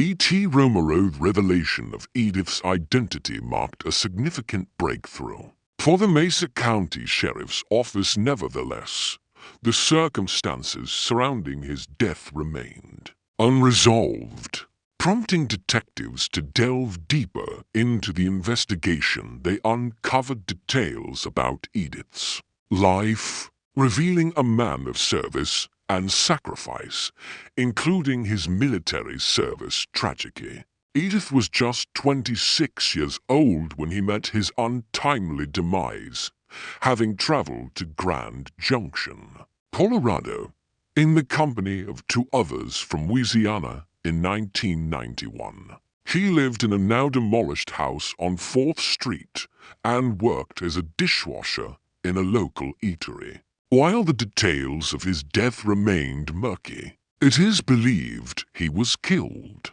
during the summer of 1992. As detectives continue to piece together Edith's story, they are reaching out to the public for assistance. Anyone with information that could shed light on his tragic death is encouraged to contact the authorities. Every piece of information could bring them closer to the truth. The case of Natalie Connolly unfolds in the idyllic English countryside, where a tale of love and betrayal took a tragic turn, jeopardizing a young mother's life. This narrative encapsulates domestic abuse, resilience, and the relentless pursuit of justice amid unimaginable cruelty. Natalie, a devoted mother and partner, found herself ensnared in a cycle of abuse, culminating in a harrowing ordeal. Her story serves as a poignant reminder of the hidden dangers that can lurk behind closed doors, and the courage required to escape the confines of domestic violence. Natalie Connolly was enchanting beauty, exuding charm both in appearance and demeanor. Her identical twin sister mirrored her stunning looks and deep emotional bond. Natalie possessed a natural ability to spread joy, effortlessly igniting laughter and engaging in meaningful conversations with everyone she encountered. Despite the challenges of single parenthood, Natalie's commitment to providing for her daughter, Madison, was unwavering. Her dedication as a mother was evident in her constant presence and affection, which fostered deep admiration from Madison. In a lively bar, Natalie crossed paths with John, a charming and debonair man who instantly captured her attention. Their connection was immediate, fueled by an undeniable magnetic attraction. Although John was in his late 30s, his charisma and wit quickly enchanted Natalie. They soon exchanged contact information, eager to explore their budding relationship. From their very first encounter, Natalie felt a compelling attraction to John, initially unaware of his wealth or profession.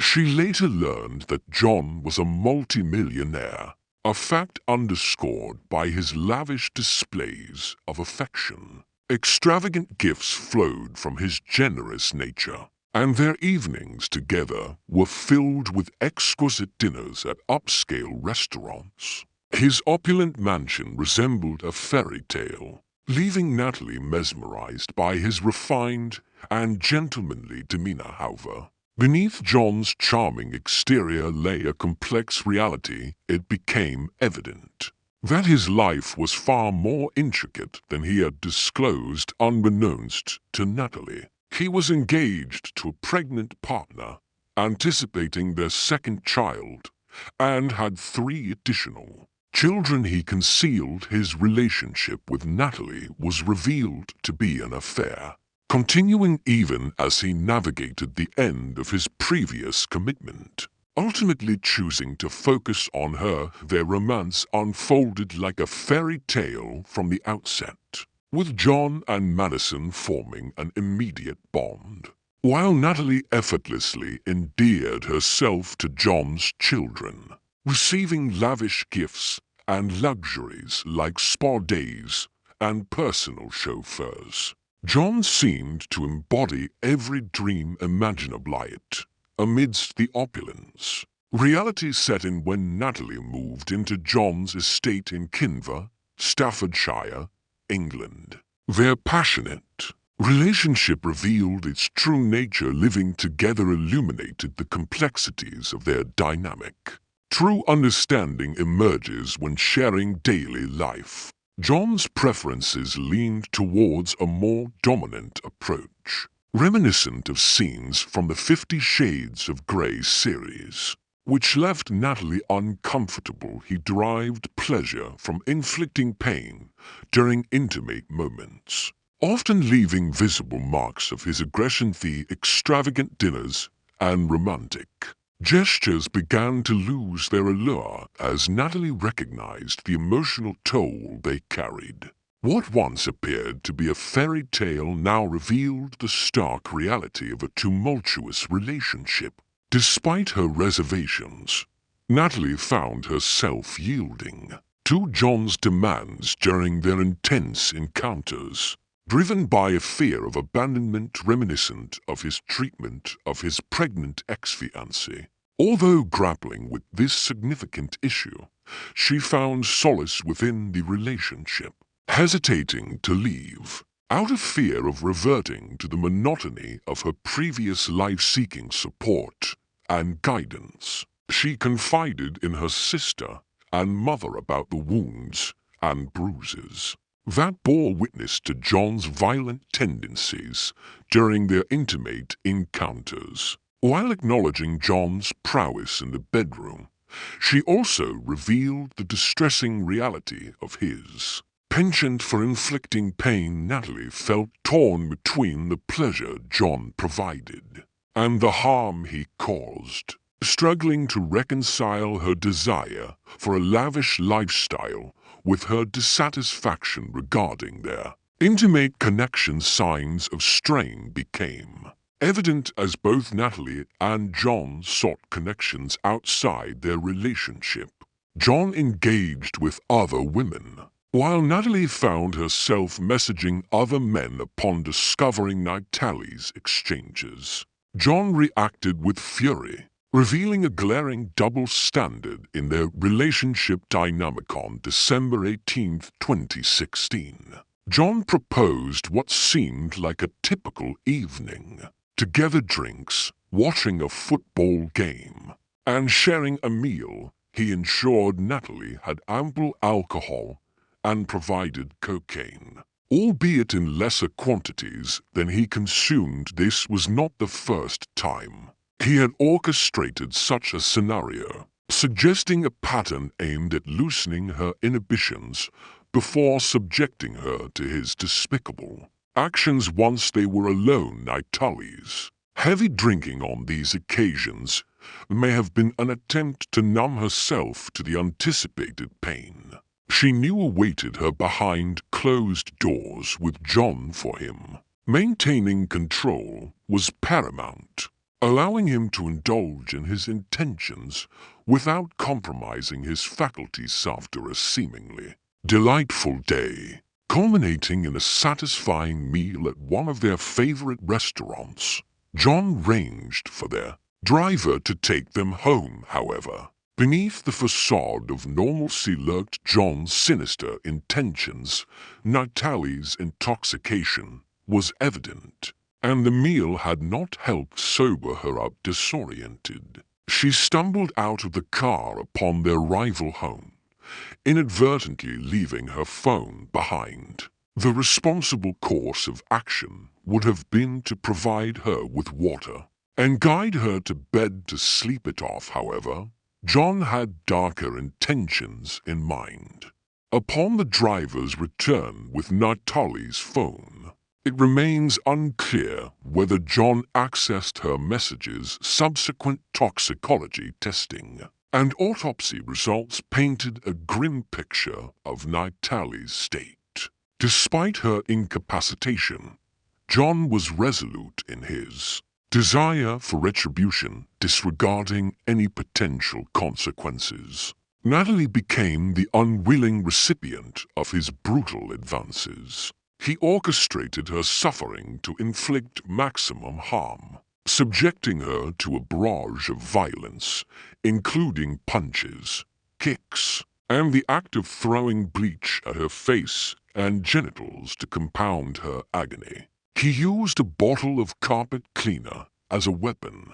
Twisting and tearing at Harris, he had finished his cruel assault. He abandoned Natalie, bloodied and naked at the base of the stairs. She lay in a pool of her own blood, while John callously retreated to bed hours later. Upon awakening, he discovered Natalie lifeless, having succumbed to the numerous horrific wounds inflicted upon her. John's subsequent actions, including his unconvincing performance during the emergency call for an ambulance, revealed his warped psychological state. His detachment and lack of remorse were chillingly evident, as he casually informed the operator of his futile attempts at CPR, referring to Natalie's lifeless state with callous indifference following Natalie's death. He was apprehended by authorities in a feeble attempt to justify his heinous acts. He claimed that rough sex had gone too far, alleging innocence and asserting that Natalie had actively consented to the extreme actions inflicted upon her. According to John's distorted narrative, Natalie purportedly requested the injuries and violence, even reassuring him amidst the blood and pain. He painted himself as a mere pawn in her tragic demise, attempting to deflect responsibility by asserting that Natalie willingly participated in rough sexual activities despite being found guilty of manslaughter. John received a lenient sentence of 3 years and 8 months, serving only 22 months before regaining his freedom. The Natalie Connolly case ignited widespread criticism, prompting Fiona McKenzie to launch the We Can't Consent to This movement, aimed at sparking discussions on sexual assault and eliminating the rough sex defense, which trivializes violence in relationships. However, some continued to accept the court's decision, viewing it as an isolated incident rather than a systemic issue. Risking victim blaming, this highlights the urgent need for advocacy and education to challenge harmful narratives and support survivors. The rough sex murder defense was unequivocally prohibited with the passage of the Domestic Abuse Bill by Parliament on July 6, 2020, following the granting of royal assent on April 29, 2021. The Domestic Abuse Act of 2021 represents a crucial step forward in addressing and combating domestic violence, ensuring that perpetrators can no longer exploit such harmful defenses to justify their actions. Natalie's untimely death left a profound void in the lives of her family and friends, who continue to grapple with the pain of her loss. Their unwavering Love and support for Natalie serve as a testament to her enduring spirit in the aftermath. The community rallied to raise awareness about domestic abuse and support survivors in their journey toward healing and recovery. Their solidarity and compassion stand as a beacon of hope in the face of unspeakable tragedy. Though Natalie Connolly's life was tragically cut short, her memory lives on in the hearts of all who knew and loved her. May her story inspire us to stand against domestic abuse and offer support to those in need. Thank you for joining us on this exploration into the depths of unsolved mysteries. Cold cases not only challenge our understanding of the past, but also ignite our curiosity and determination for answers. Remember to subscribe to stay updated on our latest investigations. If you possess any information regarding the cases we've covered, please reach out. Together we can illuminate the shadows of the past and bring closure to those who seek it. Until next time, remain vigilant, stay curious, and never cease in your pursuit of the truth.